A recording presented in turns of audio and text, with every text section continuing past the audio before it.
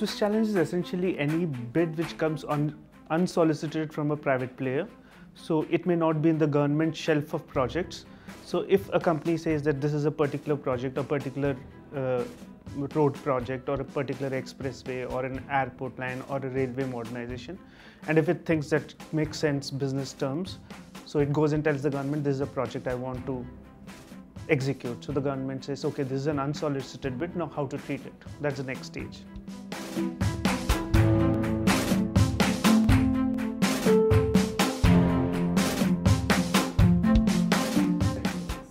Say for instance, if a company, if a private player thinks that there's a particular road project which is commercially viable, that's what it feels.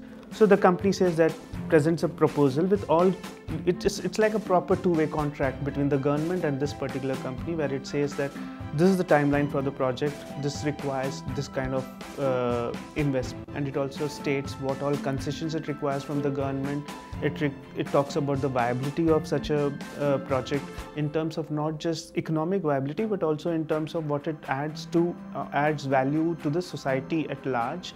So it makes a proper bid document and presents it to the government. The government looks at it, says whether it is good, bad, it evaluates on its own, and then perhaps it thinks that, let me just see if I can get comparative bids from other players. So it discloses to the party which had originated this idea that it is calling for comparative bids. It calls for comparative bids, several other players evince interest, and they give their own projections of what could the project be like, and then it compares it with the original project and sees whether any of them are much better in terms of price, in terms of technicalities, in terms of financials, and then decides which is the best bid. And then even before it offers this to the lowest bidder, it asks the originator of the idea whether you would want to match the bid. So if the originator of the idea says that if he has the right of refusal, if he says that no, I can match the bid, I'll match this bid, so the project is awarded to that original player. And if the original player says that I cannot, then the second best player amongst the other bidders gets a project.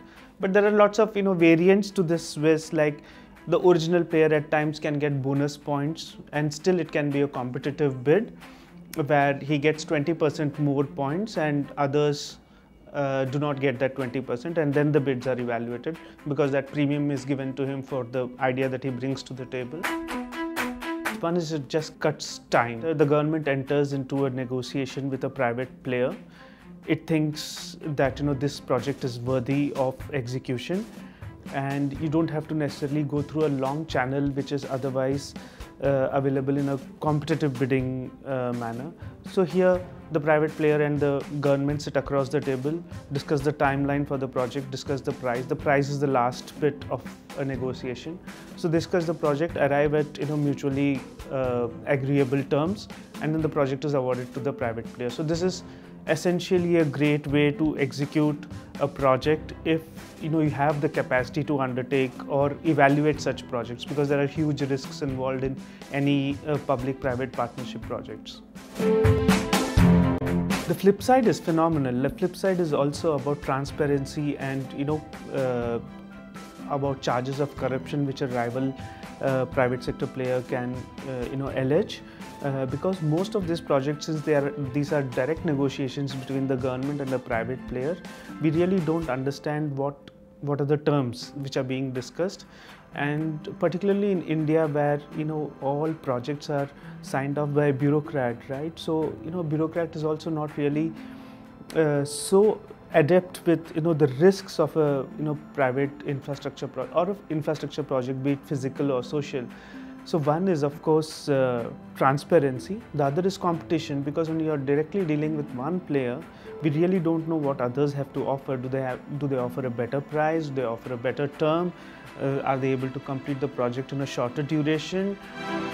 In the last, say, 7-8 years, we have had a couple of states experimenting with this. The first state to do that was Gujarat. As we all know that on public-private partnership itself, the jury is not really out in India. At a time like this, when we say that we'll negotiate directly with a private player on a project that he thinks is worthwhile, and then we award the project, giving concessions which could include, say commercial exploitation of land, or even say a viability gap funding. I think these are all prone to charges and legal issues, I think, by any other citizen in India. I think we need to build capacities, have a very strong legal framework before we start executing such complex or seemingly so simple methods of awarding projects.